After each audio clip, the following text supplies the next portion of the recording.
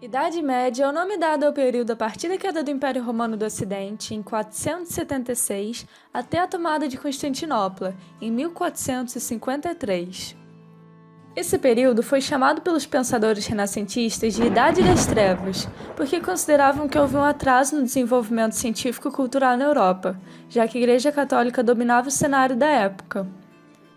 Esses pensadores renascentistas se referiam à Idade Média desse jeito porque no tempo deles, a Idade Moderna, surgiram muitos movimentos valorizando o uso da razão, essa ideia de trazer à luz a escuridão, colocando o ser humano no foco de tudo ao invés de Deus. No entanto, essa visão de Idade das Trevas é meio errada. Primeiro porque houve sim um desenvolvimento cultural e intelectual na Europa. Mesmo que a Igreja censurasse ideias opostas a ela, houve, por exemplo, um grande avanço na arquitetura, na arte, nas navegações e nas técnicas agrícolas. Além disso, essa expressão abrange um intervalo de tempo muito grande e foca só no que acontecia na Europa. O resto do mundo também estava bem movimentado, tinha muita coisa rolando, como, por exemplo, os avanços na medicina oriental, a expansão do islamismo e o surgimento do budismo. Mas voltando à Europa, nós dividimos esse período entre a Alta Idade Média, que foi quando se consolidou o sistema feudal, ainda havia muitas invasões bárbaras, teve a expansão do islamismo, e a Baixa Idade Média, que foi quando houve um aumento populacional, as crises de peste negra, a fome, as cruzadas e o renascimento comercial. Mas pode deixar que eu vou explicar cada um deles separadamente.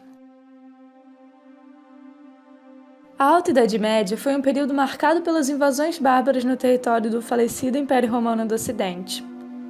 Bárbaros eram como os romanos chamavam aqueles com uma cultura diferente da greco-romana. Eles viviam da agricultura, eram politeístas e criavam animais para o comércio e consumo próprio, tendo até em alguns grupos, como os hunos, a realização de invasões e saques. Com essas invasões violentas constantes, os moradores das cidades romanas passaram a fugir para os campos em busca de segurança e estabilidade. Assim, começaram algumas trocas de favores entre os camponeses e os proprietários das terras. Os camponeses pagavam alguns impostos, entregavam parte da produção agrícola, em troca de terra para plantar e um lugar seguro para se estabelecer. Essa relação deu origem ao feudalismo.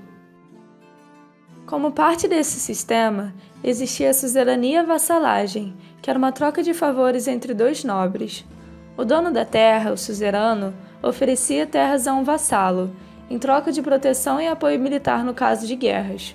Essa relação era de igual a igual, não significava que um era superior ao outro, os dois eram nobres. No entanto, as pessoas que trabalhavam nessas terras, os camponeses, eram chamados de servos. Para morarem e trabalharem ali, eles tinham que pagar aos donos da terra um tributo. Essa relação de trabalho era chamada de servidão, porque os trabalhadores eram livres, porém ganhavam tão pouco e tinham que pagar tantos impostos que no final não havia possibilidade de juntar dinheiro e crescer na vida.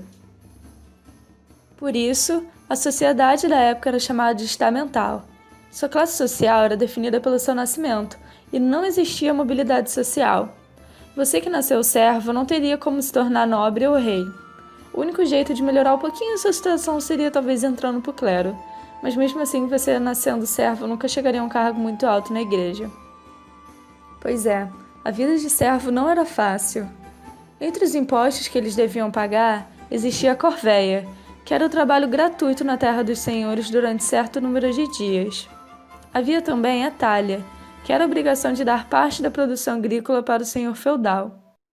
Por último, a banalidade, que era o pagamento de impostos para utilizar equipamentos e instalações do senhorio, como celeiros, fornos e moinhos.